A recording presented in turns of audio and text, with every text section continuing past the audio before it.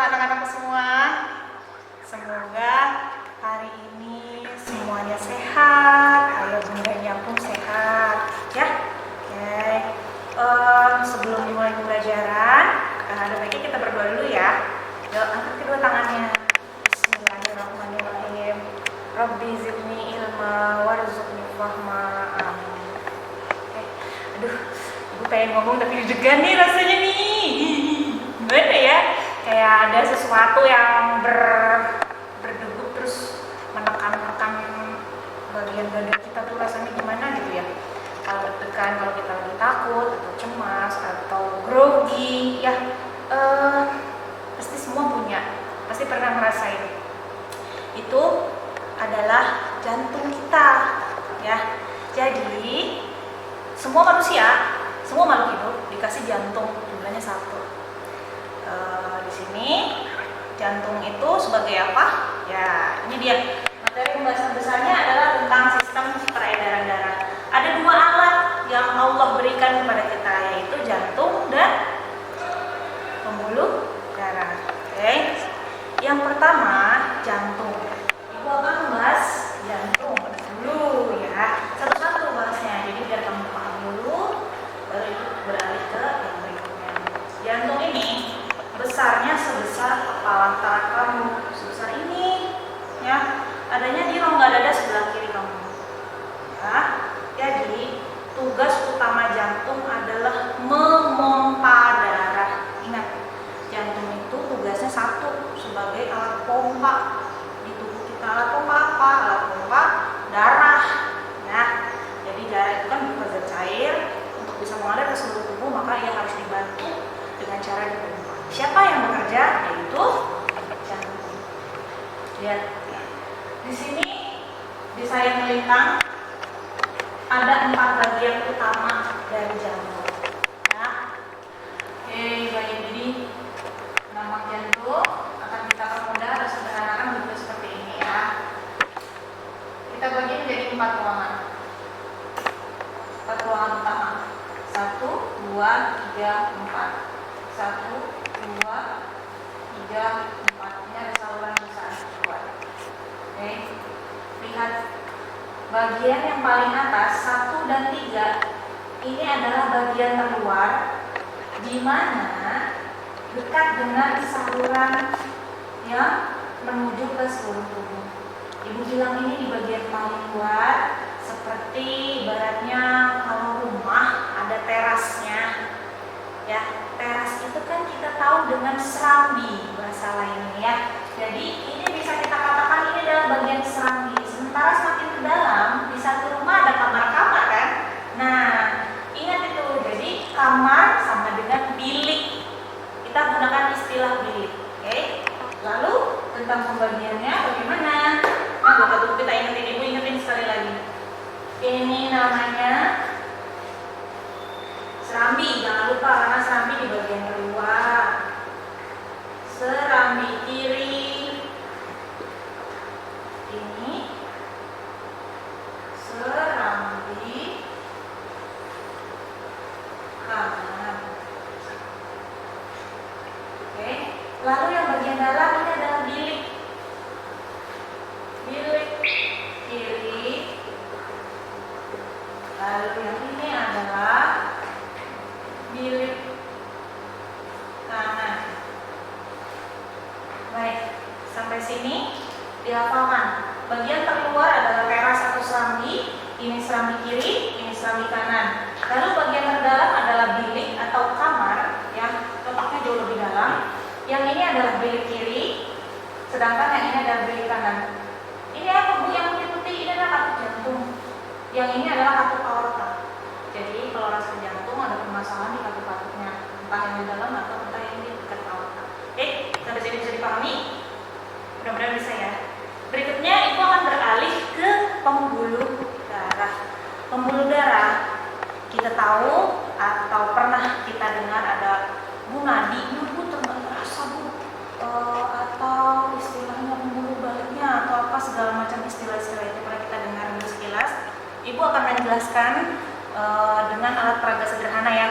Nih, Ibu sudah bikin ceritanya ini adalah model pembuluh darah. Baik. Yang paling besar ya, Ibu sangkutkan dengan balon berisi air yang berwarna merah. Ibu analogikan ini sebagai jantung. Lalu ini apa? Ini adalah arteri. Tubuh kita punya satu arteri yang paling besar dan utama yang namanya aorta. Aorta itu seperti ini, letaknya langsung keluar dari jantung. Ini dia aorta. Ya. Oh, sorry tulisannya. Nah, itu namanya aorta. Nah, ya. Jadi Ibu bayangkan ini adalah arteri. Arteri itu pasti menempel dekat sekali dengan jantung. Bentuknya agak lebih tebal dan besar, makanya Ibu gunakan sedotan bubble ya. Analoginya seperti itu. Lalu sifat pancarannya atau gerakan cairannya itu cepat dan kuat ya. Lalu kemudian ada pembuluh vena atau pembuluh balik. Ini warnanya Ibu umpamakan hijau. Kenapa? Ini bisa dilihat di tangan kamu nih. Ini warnanya hijau. Ini adalah vena ya. Yang Ibu tunjuk nih, yang ini, yang hijau di tangan kamu. Coba buka tangan kamu semua sekarang. Dilihat ada urat warnanya hijau di tangan, itu adalah pembuluh vena atau pembuluh balik yang membawa darah dari seluruh tubuh balik lagi ke jantung atau kembali ke jantung ya. Perbandingannya seperti itu. Sedangkan untuk kapiler, ini adalah pembuluh darah yang paling kecil dan terdapat di seluruh tubuh kita ya. Bahkan di ujung jari pun ada pembuluh kapiler. Oke, bisa dipahami sampai sini? Insya Allah bisa ya. Oke, ini dia perbandingannya. Lalu bagaimana mekanismenya? Jantung memompa darah. Ini adalah kondisi jantung tidak berdenyut atau relaksasi. Ketika berdenyut, Ibu akan coba tekan, maka darah akan memancar melalui arteri utama, arteri paling besar yaitu aorta. Oke. Berdenyut, berdenyut, berdenyut. Oke? Bisa paham sampai situ? Baik, kita lanjutkan. Mudah-mudahan paham ya. Oke. Baik. Apa yang dipompa oleh jantung ke saluran-saluran pembuluh darah tadi? Darah, betul. Darah tidak serta-merta terlihat polos merah begitu saja. Darah itu banyak sekali komponennya, banyak sekali isinya. Apa saja? Baik, buka buku paketmu di tematik 5D halaman 10. Ya, sudah dicari? Baik, komponen darah ada namanya eritrosit. Eritrosit ini si darah merah, tugasnya bawa-bawa oksigen yang segar dan sehat. Oke? Lalu ada leukosit. Apa itu leukosit? Ini dia tentaranya tubuh kita. Ini adalah alat pertahanan tubuh berupa sel darah putih. Tugasnya melawan kuman atau bakteri dan virus yang masuk ke tubuh kita. Lalu ada trombosit. Trombosit ini apa? Trombosit ini mirip seperti kepingan konblok di halaman kamu, atau kamu boleh bayangkan seperti uang koin yang kamu susun bertumpuk saling menutup ya. Ini adalah keping darah.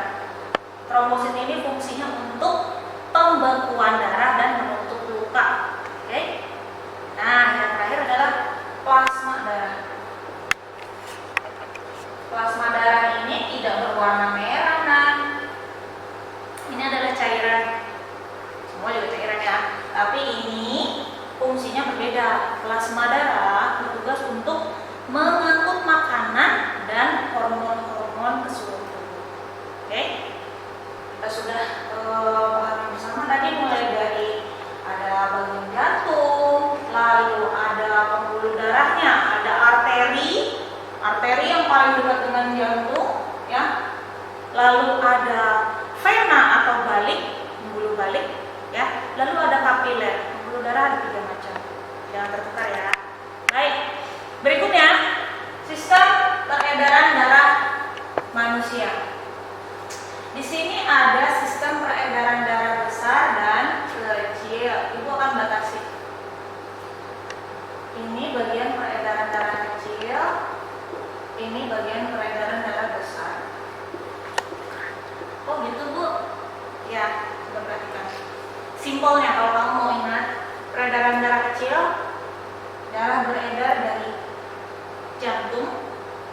paru-paru, jantung. Jantung, paru-paru, jantung.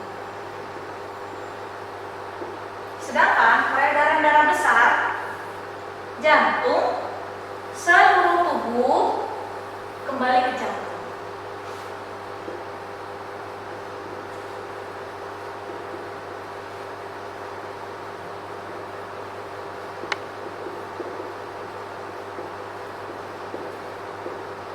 Oke, sampai situ dulu. Ini adalah cara singkatnya. Lalu, apa yang terjadi? Baik, secara detail Ibu akan jelaskan. Perhatikan ya. Awas, tuh yang masih tiduran tuh. Bangun, nonton yang benar. Nih, lihat. Oke, bagian yang merah ini adalah darah segar yang mengandung oksigen. Nih, aku tulis di sini deh. O2. Oksigen segar banget, makanya warnanya merah ya. Ini masuk ke tubuh karena diperlukan ya sebagai nutrisi dan pembawa zat makanan. Baik, dari mana oksigen ini berasal atau darah yang mengandung oksigen atau darah bersih, kita bilangnya darah bersih ya. Darah bersih ini berasal, perhatikan ada tanda panah putih. Darah yang kaya akan oksigen itu turunnya dari paru-paru. Loh, kok bisa dari paru-paru? Nah, nanti kita lihat. Darah bersih ya mengalir dari paru-paru masuk ke serambi kiri, masuk ke bilik kiri, lalu keluar melalui arteri ya, melalui arteri masuk ke seluruh tubuh. Di sini terjadi metabolisme sampai menghasilkan zat sisa, yaitu darah kotor yang mengandung karbon dioksida, CO2. Warnanya biru gelap karena darahnya darah kotor. Kita bilangnya darah gelap, darah kotor ya. CO2. CO2 ini diangkut oleh siapa tadi? Pembuluh balik si vena. Nih, biar gampang nih, biar ingat Ibu tempelin deh. Ini adanya di sini nih. Pembuluh vena ya. Nih, adanya di sini. Sedangkan yang ini nih, dia ini adanya di tengah sini. Oke? Jadi ini ada di sini. Ya, kapiler adanya di sini. Nih. Oke. Nah, sampai situ. Lalu si vena ini mengangkut. Vena ada dua nih, vena atas sama vena bawah. Darah kotor masuk ke serambi kanan, masuk ke bilik kanan, dipompa lagi masuk ke paru-paru. Loh, Bu, kok paru-paru malah nyemprotin darah kotor, gimana sih? Jangan lupa, paru-paru punya gelembung udara yang seperti anggur, namanya alveoli. Alveoli inilah yang bertugas untuk melepaskan si CO2-nya ini menjadi O2, jadi disaring. Nah, Bu, terus sisa CO2-nya kemana? Jadi keluar lewat tembusan napas. CO2 semua keluar. Ya, jangan lupa. Maka tinggallah si darah bersih yang penuh dengan O2 tadi. Masuk lagi, perhatikan jalurnya. Serambi kiri, bilik kiri, darah bersih didorong lagi melalui aorta, lalu ke arteri tubuh, masuk ke seluruh tubuh untuk dipakai metabolisme. Sudah kotor, dia keluar lagi melalui pembuluh balik atau vena, lalu masuk ke serambi kanan, masuk ke bilik kanan, didorong ke penyaring atau tempat pemurniannya ke atas, paru-paru. Begitu terus. Bu, apa gantian Bu ngalirnya? Nggak boleh gantian, nanti nggak berfungsi. Darah yang mengalir ke paru-paru dengan yang ke seluruh tubuh itu jumlahnya harus sama, harus seimbang. Ya, ya, oke. Bagaimana? Sampai sini sudah bisa dipahami? Insya Allah.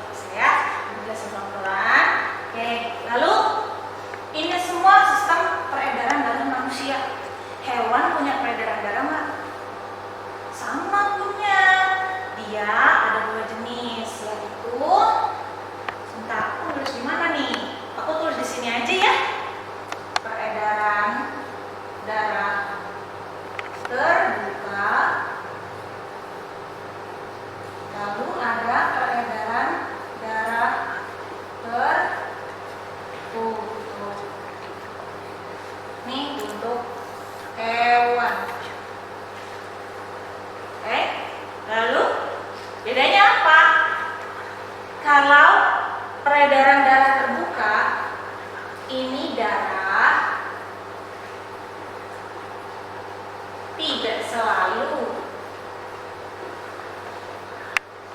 di pembuluh darah. Ya, dia nyebar dari jantung yang mana-mana. Dia nggak ada di dalam saluran seperti kita ini. Oke, kalau peredaran darah tertutup, darahnya selalu ada di sistem peredaran darah atau pembuluh darah. Untuk peredaran darah terbuka biasanya terjadi pada hewan-hewan jenis serangga. Sedangkan untuk peredaran darah tertutup biasanya ada pada mamalia, burung, ikan, cacing juga termasuk reptil. Oke. Tugas, catat.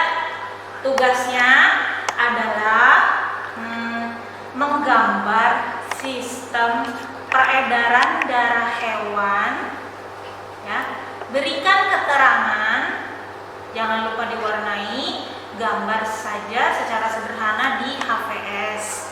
Oke, lalu diserahkan ke wali kelas masing-masing. Jangan lupa dicatat tugasnya ya. Oke, sudah bisa dipahami? Baik, kalau begitu Ibu mau bilang sesuatu. Hari Selasa membeli ikan, belanja banyak terasa berat. Olahraga perlu dibiasakan. Jantung sehat, tubuh pun kuat. Itu apa ya? Bener, pantun. Masih ingat pantun? Kita review dikit ya. Ini dia pantunnya. Oke. Pantun itu apa? Dia masih ingat gak? Ibu ingat loh, di kelas 4 Ibu pernah ngajarin juga tuh. Ada yang masih ingat?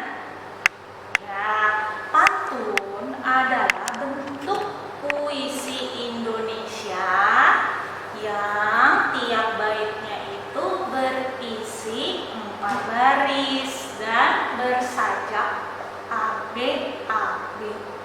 Tuh, ya jangan lupain. Oke, Ibu contohkan sebuah pantun. Kita akan membedah atau mencari ciri-cirinya. Baik, makan nasi pakai sayur. Sayur dimasak di kompor gas. Betapa nikmat mengucap syukur, dapat bernapas dengan bebas. Alhamdulillah. Baik, semuanya kita cari atau kita ingat kembali ciri-ciri pantun. Oke? Baik, yang pertama, ciri-cirinya.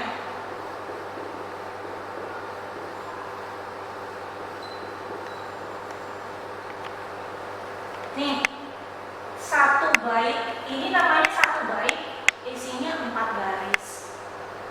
Baris pertama, kedua, namanya siapa ingat? Sampiran. Baris ketiga dan keempat, namanya isi. Betul. Ini S sampiran, ini I isi. Oke. Sajaknya ABAB ya.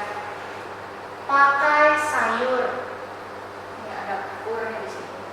Kita notasikan dengan A. Kompor gas. Ini kita notasikan dengan B. Baris ketiga lagi, berarti A. Baris keempatnya A, berarti yang kedua sajaknya A, B, A, B. Oke, bisa dipahami sampai situ? Baik, yang ketiga, suku katanya biasanya terdiri dari 8 sampai 12. Baris pertama, makan nasi pakai sayur. 8 ya. Sayur dimasak di kompor gas. 9 ya. Oke, berarti suku katanya 8 sampai 12. Oke.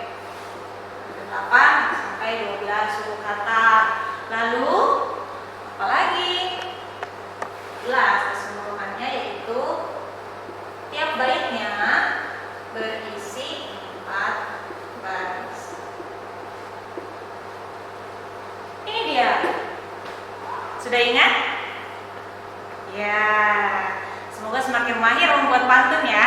Baik, ya Ibu rasa cukup untuk hari ini. Semoga ilmu yang Ibu sampaikan tadi bisa bermanfaat untuk kamu semua.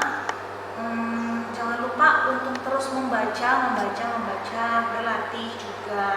Karena satu pelajaran itu tidak mungkin bisa kita ingat hanya dengan sekilas.